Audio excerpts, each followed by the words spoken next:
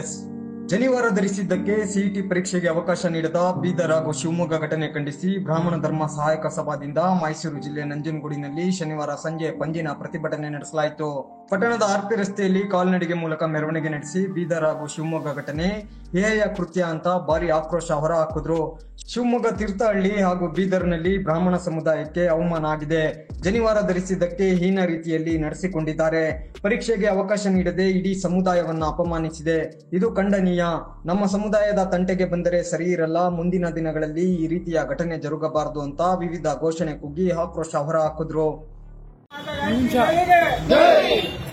ಬ್ರಾಹ್ಮಣರ ಹೋರಾಟಕ್ಕೆ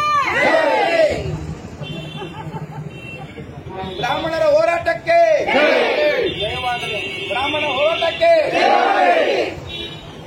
ಬ್ರಾಹ್ಮಣ ಸಂಘಟನೆಯೇ ಬ್ರಹ್ಮದ್ವೇಷ ಮಾಡಿದವರ ವಂಶನಾಶ. ಬ್ರಹ್ಮದ್ವೇಷ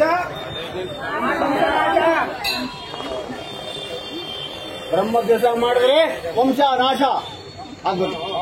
ಬ್ರಹ್ಮದ್ವೇಷ ಮಾಡಿದರೆ ಬ್ರಹ್ಮದ್ವೇಷ ಮಾಡಿದರೆ ಬ್ರಹ್ಮದ್ವೇಷ ಮಾಡಿದರೆ ವಂಶನಾಶ.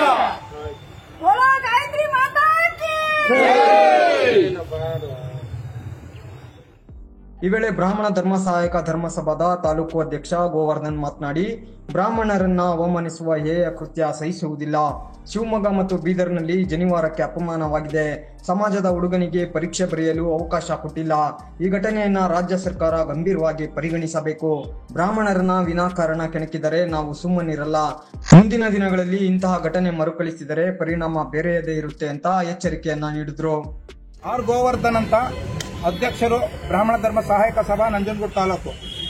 ಇದು ನಾವು ಪ್ರತಿಭಟನೆ ಮಾಡ್ತಕ್ಕಂಥ ವಿಚಾರ ಏನಪ್ಪಾ ಅಂತಂದ್ರೆ, ಈಗಾಗಲೇ ತಮಗೆಲ್ಲ ತಿಳಿದಿದೆ, ನಮ್ಮ ಸಮುದಾಯದ ಸಿಇಟಿ ಪರೀಕ್ಷೆ ಬರೆಯಕ್ಕೆ ಹೋಗ್ತಾ ಇಬ್ಬರು ವಿದ್ಯಾರ್ಥಿಗಳಿಗೆ ಒಂದು ತೀರ್ಥಹಳ್ಳಿ ಶಿವಮೊಗ್ಗ ತಾಲೂಕು, ಅದೇ ರೀತಿ ಬೀದರು ಎರಡು ಕಡೆನೂ ಸಹ ಜನಿವಾರನ ಒಂದು ಕಡೆ ಜನಿವಾರ ಕಿತ್ತು ಡಸ್ಟ್ಬಿನ್ಗೆ ಹಾಕಿದ್ದಾರೆ, ಇನ್ನೊಂದು ಕಡೆ ಜನಿವಾರ ತೆಗಿಬೇಕು ಅಂತ ಹೇಳಿದ್ದಾರೆ.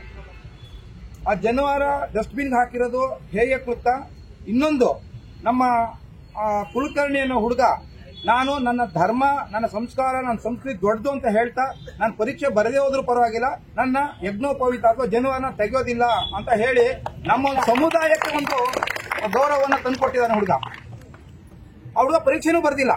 ಈಗ ನಿಮ್ಗೆಲ್ಲ ಗೊತ್ತಿರೋ ಹಾಗೆ ಈ ಒಂದು ಕೃತ್ಯನ ಹೇಯ ಕೃತ್ಯ ಅಂತ ನಾನು ಕೂಡ ಹೇಳ್ತೀನಿ. ಇದನ್ನ ಇರೆಸ್ಪೆಕ್ಟಿವ್ ಆಫ್ ಎಲ್ಲ ಪಾರ್ಟೀಸ್, ನಮ್ಮ MLAಗಳಿರ್ಬೋದು, MP ಗಳಿರ್ಬೋದು, ಅಥವಾ ನಮ್ಮ ಮಿನಿಸ್ಟರ್ಗಳಿರ್ಬೋದು, ಎಲ್ಲರೂ ಖಂಡಿಸಿದ್ದಾರೆ.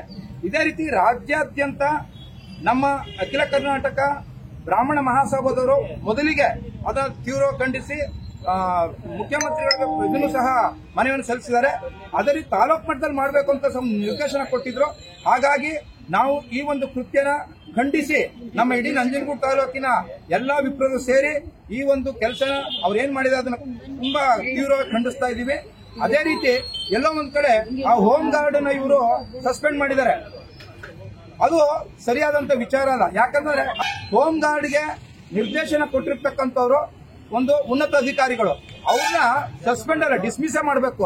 ಯಾಕಂದ್ರೆ ಈ ಧರ್ಮನ ಇಷ್ಟು ಅವಹೇಳನ ಮಾಡ್ತಕ್ಕಂಥ ಅಧಿಕಾರಿಗಳಾಗಲಿ ಜನಗಳೇ ಯಾರು ಬೇಕಾಗಿಲ್ಲ. ಯಾಕಂದ್ರೆ ಯಾವ್ದೋ ಒಂದು ಕೆಲಸ ಮಾಡಬೇಕು ಅಂತಂದ್ರೆ ಹೋಮ ಇರ್ಬೋದು, ಹವನ ಇರ್ಬೋದು, ಇವರ ತಿಥಿ ಇರ್ಬೋದು, ಸತ್ಯನಾರಾಯಣ ಪೂಜೆ ಇರ್ಬೋದು, ಏನೇ ಮಾಡ್ಬೇಕಂತ ಬ್ರಾಹ್ಮಣರು ಬೇಕು. ಈ ಒಂದು ವಿಚಾರಕ್ಕೆ ಬ್ರಾಹ್ಮಣರು ಬೇಕಾಗಿಲ್ಲ. ಯಾಕೆ ಈ ತಾರತಮ್ಯ ಮಾಡ್ತಾ ಇದ್ದಾರೋ ಗೊತ್ತಿಲ್ಲ. ಇದು ನಾವು ತೀವ್ರವಾಗಿ ಖಂಡಿಸ್ತೀವಿ. ಯಾವುದೇ ಕಾರಣಕ್ಕೂ ಇನ್ನು ಮುಂದೆ ಇಂಥ ಘಟನೆಗಳು ನಡೀಬಾರದು.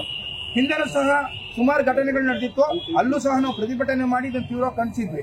ಇನ್ನು ಮುಂದೆ ಈ ತರದ್ದು ಯಾವುದೇ ತರದ್ದು ಆಗಬಾರ್ದು. ಈ ತರ ಆದ್ರೆ ಇಡೀ ರಾಜ್ಯದಲ್ಲಿ ನಾವು ಇನ್ನ ಉಗ್ರವಾದ ಹೋರಾಟವನ್ನು ಮಾಡ್ತೇವೆ ಅಂತ ಈ ಮೂಲಕ ನಾವು ಸಂದೇಶವನ್ನು ಕೊಡ್ತಾ ಇದೀವಿ.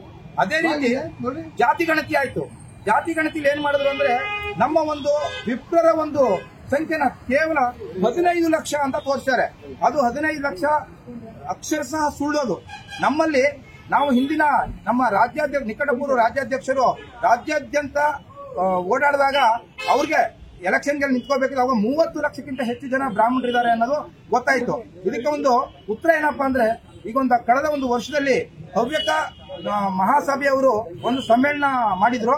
ಅದರಲ್ಲಿ 1 ಲಕ್ಷಕ್ಕೂ ಹೆಚ್ಚಿನ ಜನ ಸೇರಿದ್ರು, ಬರೀ ಹವ್ಯಕರು. ಜನವರಿನಲ್ಲಿ ಒಂದು ಸಮ್ಮೇಳನ ಆಯ್ತು, ಅಲ್ಲೂ ಸಹ 1 ಲಕ್ಷಕ್ಕಿಂತ ಹೆಚ್ಚಿನ ಜನರು ಬಂದಿದ್ರು. ಅಲ್ಲಿ ಹವ್ಯಕರು ಹೆಚ್ಚಾಗಿ ಭಾಗವಹಿಸಿರಲಿಲ್ಲ. ಆದ್ರೆ ಇವೆರಡು ಕಡೆ ನೋಡಿದಾಗಲೇ 2-2.5 ಲಕ್ಷ ಜನ ಸೇರಿದ್ದಾರೆ ಬರೀ ಸಮ್ಮೇಳನಗಳಿಗೆ. ಅದು ಬಿಟ್ಟು ಸಮ್ಮೇಳನಕ್ಕೆ ಬಂದಿರೋ ಕೇವಲ 10% ಅಂತ ಇಟ್ಕೊಳ್ಳಿ. ಹಾಗಾಗಿ ನಮ್ಮ ಒಂದು ಜನಸಂಖ್ಯೆ 30 ಲಕ್ಷಕ್ಕೂ ಹೆಚ್ಚಿರೋದ್ರಿಂದ ನಾವು ಈ ಒಂದು ಜನಸಂಖ್ಯೆ ಅವ್ರೇನ್ ಜಾತಿ ಗಣತಿ ಮಾಡಿದ ಅದನ್ನ ತೀವ್ರವಾಗಿ ನಾವು ಅದನ್ನ ಒಪ್ಪೋದಾ ಇಲ್ಲ, ನಾವು ತಿರಸ್ಕರಿಸ್ತಾ ಇದೀವಿ. ಮತ್ತೆ ಇನ್ನೂ ಒಂದ್ಸರಿ ಮಾಡ್ಬೇಕು ಅದನ್ನ, ಯಾವುದೇ ಕಾರಣಕ್ಕೂ ಅದನ್ನ ವೈಜ್ಞಾನಿಕವಾಗಿ ಮಾಡಿಲ್ಲ ಅಂತ ನಾವಾದ್ರೂ ಕೂಡ ಭಾವಿಸಿದ್ದೇವೆ. ಇವರು 15 ಲಕ್ಷ ತೋರಿಸ್ಬಿಟ್ಟು ಇವರಲ್ಲಿ ಯಾವುದೇ ತರಹದ ಶಕ್ತಿ ಇಲ್ಲ, ಬ್ರಾಹ್ಮಣರು 2.98%, 3% ಇಲ್ಲ ಅಂತ ಹೇಳ್ಬಿಟ್ಟು ಇಷ್ಟು ದೌರ್ಜನ್ಯ ಮಾಡ್ತಾ ಇದ್ದಾರೆ. ಇದನ್ನ ಯಾವುದೇ ಕಾರಣಕ್ಕೂ ಒಪ್ಪೋದಿಲ್ಲ. ಇನ್ನು ಮುಂದಿನ ದಿನಗಳಲ್ಲಿ ಇನ್ನು ಹೆಚ್ಚಿನ ಉಗ್ರವಾದ ಹೋರಾಟನ ನಾವು ಮಾಡೇ ಮಾಡ್ತೀವಿ. ನಮ್ಮ ತಂಟೆಗೆ ಯಾರೂ ಬರಬಾರ್ದು. ಯಾಕಂದ್ರೆ ನಾವು ಸರ್ವೇ ಜನ ಸುಖಿನೋ ಭವಂತು ಅಂತ ಹೇಳ್ತಕ್ಕಂಥ ಒಂದು ಸಮುದಾಯ, ಇಡೀ ನಾವಲ್ಲ ಇಡೀ ವಿಶ್ವವೇ ಚೆನ್ನಾಗಿರ್ಲಿ ಅಂತ ಹೇಳ್ತಕ್ಕಂಥ ಒಂದು ಸಮುದಾಯ.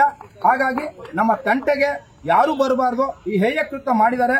ನಮ್ಮ ಹುಡುಗನಿಗೆ ಕುಲಕರ್ಣಿಗೆ ಮುಂದಿನ ದಿನಗಳಲ್ಲಿ ಈಗಾಗಲೇ ಆಶ್ವಾಸನೆ ಕೊಟ್ಟಿದ್ದಾರೆ, ಅವನಿಗೆ ಬೇರೆ ಪರೀಕ್ಷೆನೂ ಮಾಡ್ತೀವಿ ಅಂತ. ಅವ್ನು ಪರೀಕ್ಷೆ ಮಾಡಿ ಅವನು ಉನ್ನತವಾದ ಒಂದು ಸ್ಥಾನಕ್ಕೆ ಹೋಗ್ಲಿ ಅಂತ ನಾವಾದ್ರೂ ಕೂಡ ಈ ಮೂಲಕ ಹಾರೈಸ್ತಾ ಈ ಪ್ರತಿಭಟನೆಯನ್ನ ಇಲ್ಲಿಂದ ಶುರು ಮಾಡಿ ನಮ್ಮ ಧರ್ಮ ಸಹಾಯಕ ಸಭಾದವರೆಗೂ ಹೋಗ್ತೀವಿ. ಅಲ್ಲೂ ಸಹ ಮನವಿ ಪತ್ರ ಓದಿ ನಮ್ಮ ತಹಶೀಲ್ದಾರ್ ಸಾಹೇಬರಿಗೆ ತಲುಪತಕ್ಕಂಥ ಕಾರ್ಯವನ್ನು ನಾವು ಮಾಡ್ತಾ ಇದ್ದೀವಿ.